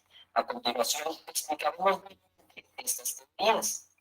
La teoría del desarrollo cognitivo de Jean Piaget describió y explicó los cambios en el pensamiento lógico de los niños y adolescentes. Piaget propone que los niños pasan por etapas basadas en la maduración y la experiencia. Esa teoría se guía por suposiciones sobre cómo los niños interactúan con su entorno e incluyen el conocimiento y la información nueva en conocimientos preexistentes. A nivel general, la teoría se guía por los siguientes principios. Primero, los niños son aprendices activos que construyen conocimiento desde sus entornos. Segundo, aprenden a través de la asimilación y la acumulación, produciendo equilibrio que se traduce en el estado final del aprendizaje. Como tercero, la interacción con los entornos físicos son claves para el desarrollo cognitivo. Cuarto, el desarrollo ocurre en los estadios específicos que se dan de maneras aproximadas. Ahora bien, la teoría del desarrollo cognitivo de Vygotsky, conocida como teoría histórico-cultural, se centró en el cultura y las interacciones sociales. Vygotsky creía que el arma es una herramienta psicológica importante en el desarrollo del pensamiento del niño. A medida que los niños crecen y se desarrollan, su arma básica se vuelve más compleja. La teoría de Vygotsky se explica por los siguientes principios. Primero, los niños se desarrollan a través de conversaciones informales y formales con adultos. Segundo, los primeros años de vida son críticos para el desarrollo, ya que desde el pensamiento y el lenguaje se vuelven cada vez más independientes. Tercero, las actividades mentales complejas comienzan con actividades sociales básicas. Cuarto, los niños pueden realizar tareas más difíciles con la ayuda de un individuo más avanzado. Quinto, las tareas que son desafiantes promueven el crecimiento y el desarrollo cognitivo. Las teorías de Vygotsky presentan algunas semejanzas y diferencias que vamos a conocer a continuación. Primero, similitudes. Ambos autores se centran en el constructivismo, es decir, la generación de conocimiento se basa sobre lo anterior. También consideran la importancia del ambiente como factor potenciador del desarrollo, aunque Piaget se va más al ambiente físico y Vygotsky al ambiente social. Ambos autores comparten una visión activa del ser humano en desarrollo, es decir, que al fin y al cabo el niño tiene un papel activo en la adquisición de sus conocimientos y no es un simple receptor. Otra de sus semejanzas es que ambos creían que hay una disminución en el estado del desarrollo alcanzada a cierta edad, siendo los primeros años de vida esenciales para la adquisición de aprendizajes. La última semejanza es que el aprendizaje se da por un conflicto con el ambiente, es decir, cuando un niño no puede resolver un problema con sus conocimientos previos, se mantienen nuevas maneras para lograrlo, sea por exploración o con la ayuda de alguien. Estas ideas suenan bastante comunes en el conocimiento general, ¿no? Pues imagina que antes no se pensaba de esta forma y sus postulados fueron revolucionarios en su época para entender los procesos del desarrollo. Ahora vamos a ver sus diferencias.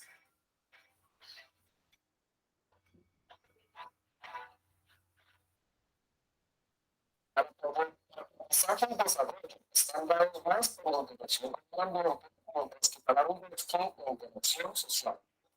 Según Piaget, la inteligencia depende de factores biológicos, en cuanto es necesaria para la adaptación al entorno, mientras que para Vygotsky los factores sociales. El desarrollo, según Piaget, es un desarrollo natural, espontáneo, a partir de la interacción persona-medio, mientras que Vygotsky se refiere a un desarrollo que no es posible sin la ayuda del adulto. Piaget entiende el desarrollo como un proceso interno e individual. Vygotsky lo entiende como un proceso social. Para Piaget, el avance cognitivo va de lo individual a lo social y para Vygotsky de lo social a lo individual. Piaget presenta una teoría de estadios universales, mientras que la teoría de Vygotsky no presenta ningún estadio. Piaget presenta una visión del desarrollo más lineal y unidireccional, mientras que Vygotsky suscribe una visión del desarrollo más discontinua y multidireccional. Para Piaget, el aprendizaje depende del desarrollo del niño, mientras que para Vygotsky no hay un desarrollo sin aprendizaje, ya que este es el motor de la generación de cualquier innovación. Piaget sitúa el fin del desarrollo cognitivo en la adolescencia. Vygotsky entiende el desarrollo como un proceso que no tiene una meta tan definida o unos límites temporales concretos, aunque le da un mayor peso al desarrollo temprano. Ambos otorgan un peso específico y un papel diferente al lenguaje, siendo para Vygotsky un eje central del desarrollo. ¿Te quedó clara nuestra explicación? ¿Tienes dudas sobre los conceptos? Puedes escribirla en la caja de comentarios.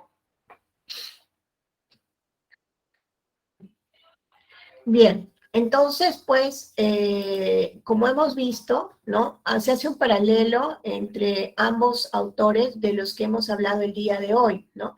Hablamos en primer término de Jean Piaget, aquí cuando definimos las actividades representacionales de la función simbólica, ¿no? Jean Piaget, como hicieron en el paralelo en el video, ¿no? De semejanzas y diferencias, nos habla, pues, de un desarrollo por etapas, más lineal, conforme el niño va creciendo, se va desarrollando, va presentando ciertas actividades de representación simbólica, ¿no? Mientras que en el caso de Vygotsky se da más como un proceso macro, no tan, llamémosle, por etapas o bien estructurado, definido, sino más como un proceso macro, ¿no? Entonces, allí radica la diferenciación principal, así como también en el caso del desarrollo del pensamiento para Piaget, es por el vínculo directo entre el niño o el infante con su medio ambiente externo, por exploración, en un actuar, ¿no? De exploración cotidiana, en un aprendizaje más autodireccionado, ¿no? Un tanto más nato de parte del niño, así lo postula Piaget, mientras que Vygotsky nos habla de la necesidad de la estimulación en el niño por un elemento externo, ¿no? Un elemento externo que debe ser un adulto con mayor conocimiento, ¿no? Entonces, de alguna manera, pues, sería una ejemplificación de la conceptualización del desarrollo entre pensamiento y lenguaje para Vygotsky, ¿no? Hay un facilitador en el niño. Mientras que para Piaget, por sus mismas gráficas, siempre se debe a la individualidad de la exploración y el actuar del niño. ¿Ok? Bien, hasta aquí habríamos desarrollado lo planteado teóricamente para el día de hoy.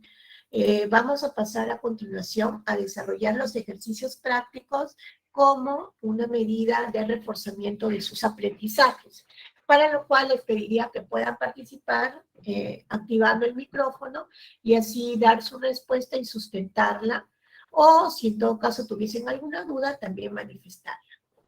Bien, hasta aquí, tanto en pensamiento y lenguaje, ¿hay alguna duda, inquietud, algo que de pronto no les quedó claro para dar paso a los ejercicios?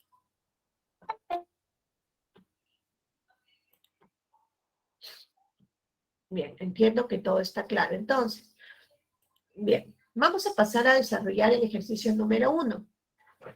En el ejercicio número 1 tenemos, Susana fue a comprar una camiseta de fútbol a su sobrino al que le gustaba mucho dicho deporte.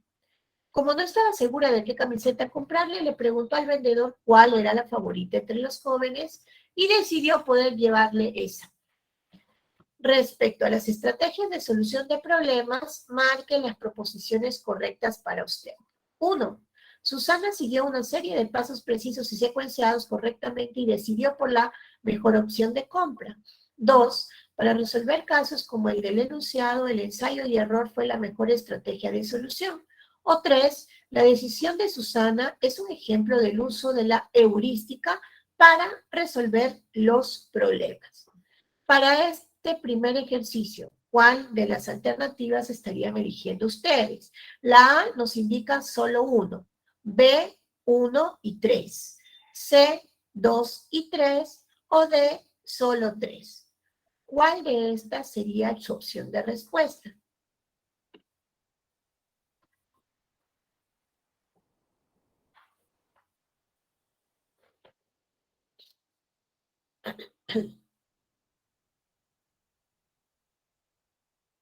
A ver, Axel y Oscar indican Natalia. A ver, vamos a ver.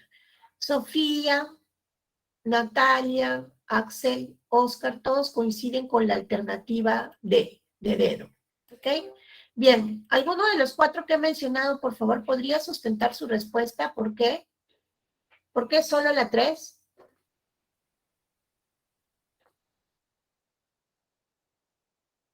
¿Jóvenes? Profesora, Sí. sería la 3 porque en este caso la heurística trata, es un tipo de solución de problemas en el que se elige la manera más simple o más fácil para resolver el problema, que fue la de preguntar cuál es la camiseta más famosa o la favorita entre los jóvenes. Y en cambio, en la primera, por ejemplo, ah, dice que sigue una serie de pasos precisos que sería el tipo de solución de algoritmo que sirve para problemas de matemáticas, problemas más precisos que Ok. en este caso.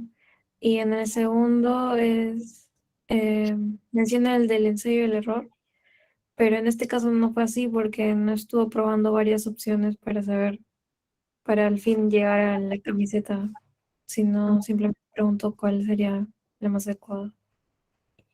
Muy bien, está muy bien sustentada tu respuesta. Efectivamente, es solo 3, ¿no? Estamos hablando y nos vamos a direccionar a la lámina donde hemos desarrollado las estrategias cognitivas para solución de problemas. En este caso es la heurística, ¿no? ¿Por qué? Porque ella, ¿no? En el enunciado resuelve de una manera práctica, ¿no? Toma un atajo cognitivo personal para llegar a solucionar una necesidad específica, ¿no? En este caso, pues era el poder comprar, en este caso, la camiseta para su sobrino, ¿no? La camiseta deportiva. Entonces, pues, hablábamos de, en definitiva, una estrategia de solución heurística. ¿Ok? Bien, entonces pasemos al ejercicio número 2. Al ver jugar a su hermano mayor con un carro, Luigi le quita el juguete y le dice, yo manejar carro.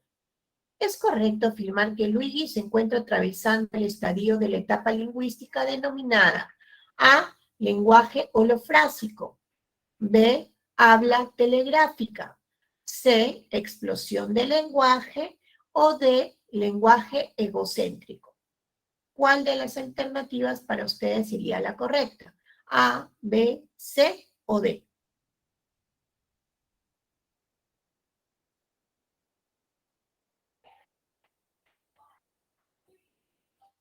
A ver, veamos en el chat.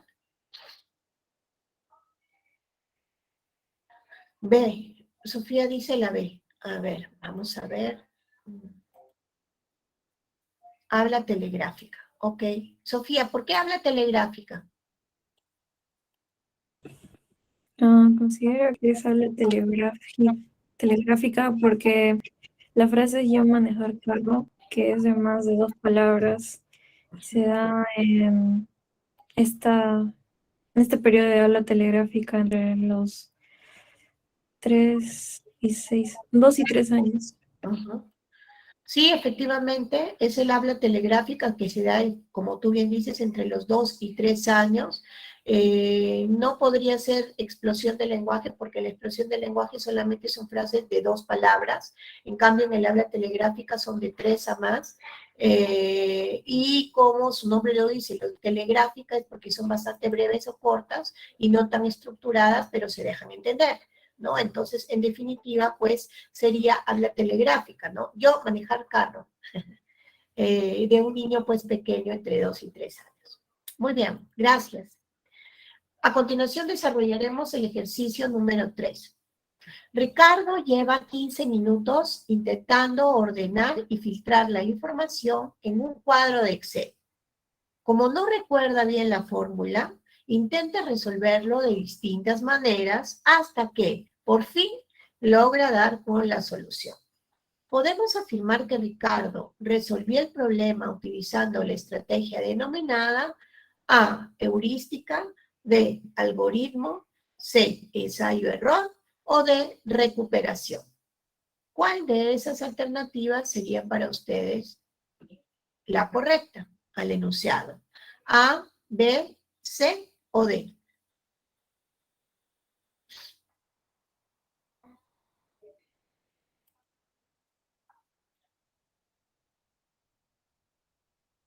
A ver, Oscar, Axel, Natalia, Sofía, nos indican que es la alternativa C. Oscar, ¿me podrías indicar, por favor, por qué la alternativa C?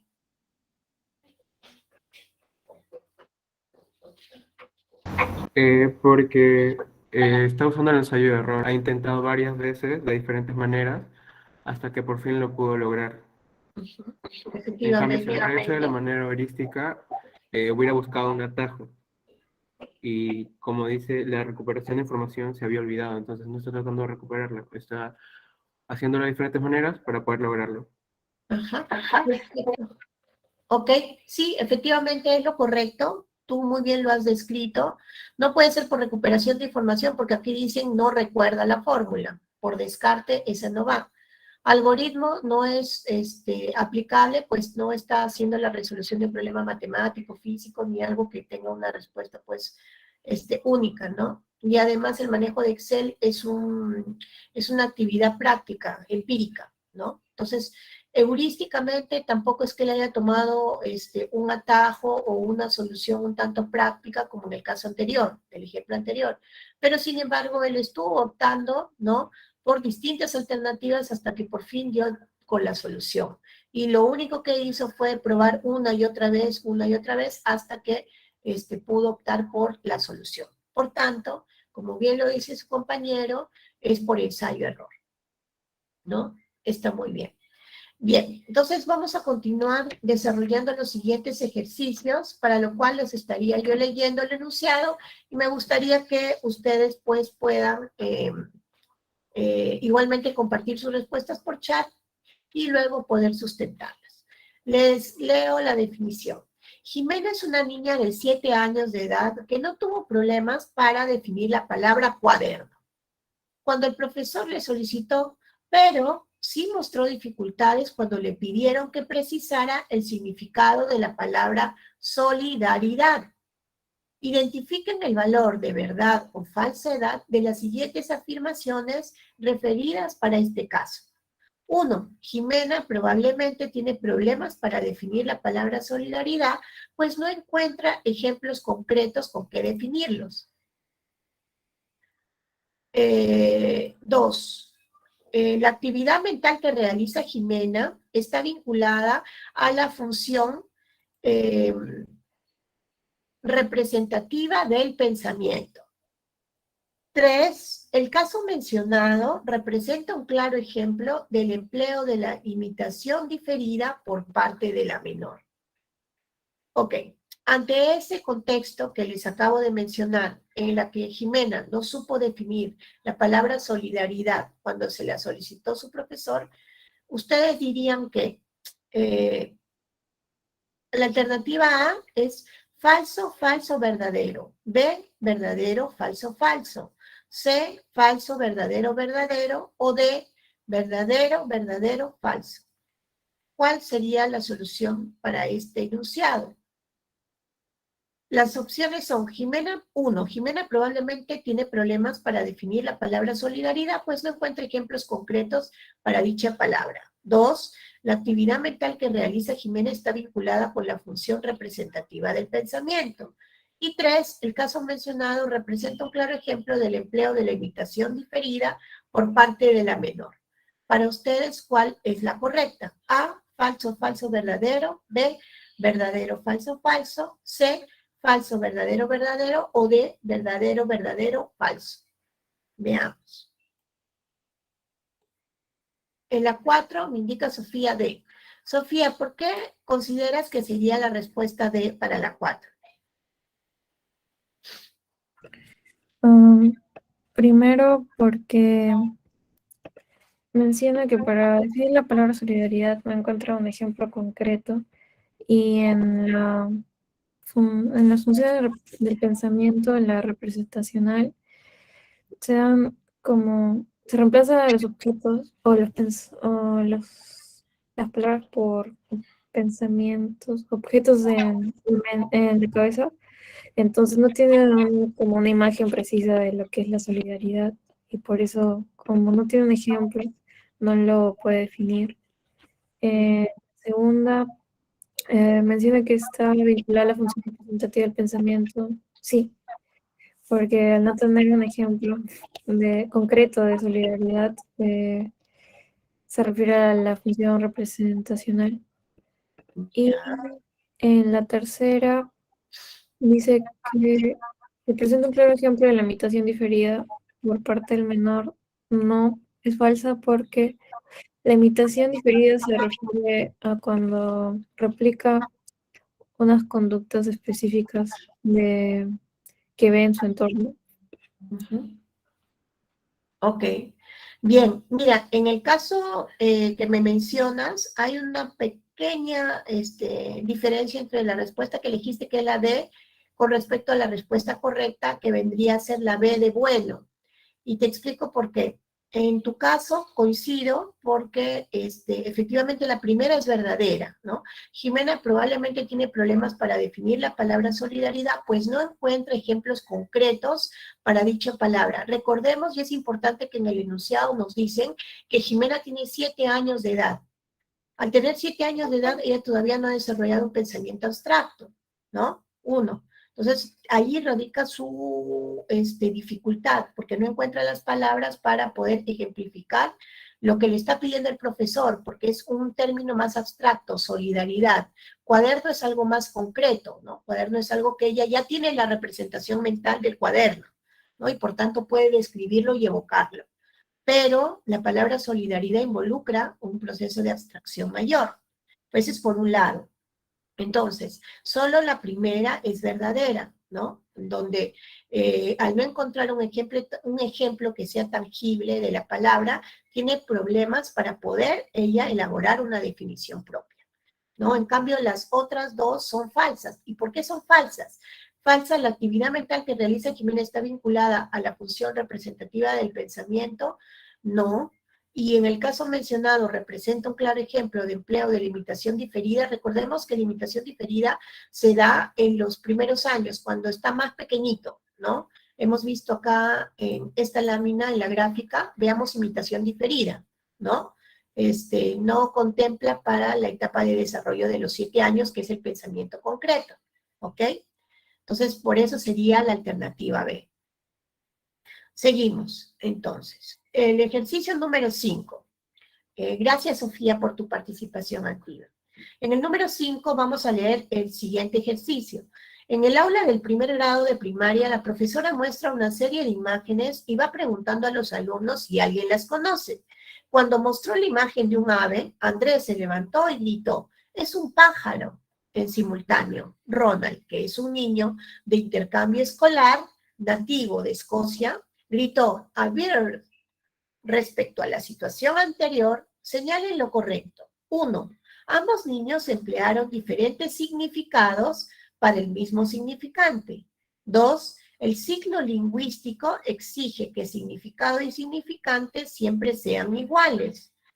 O 3. Pájaro y vir son dos significantes que representan el mismo significado.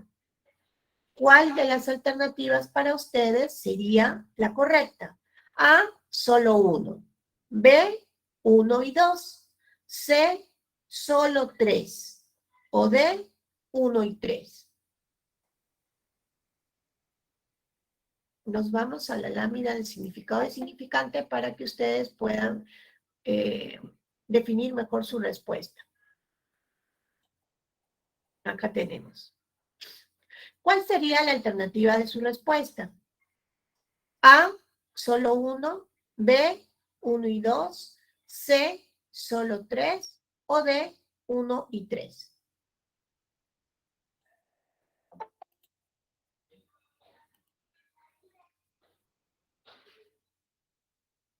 C, solo 3. A ver.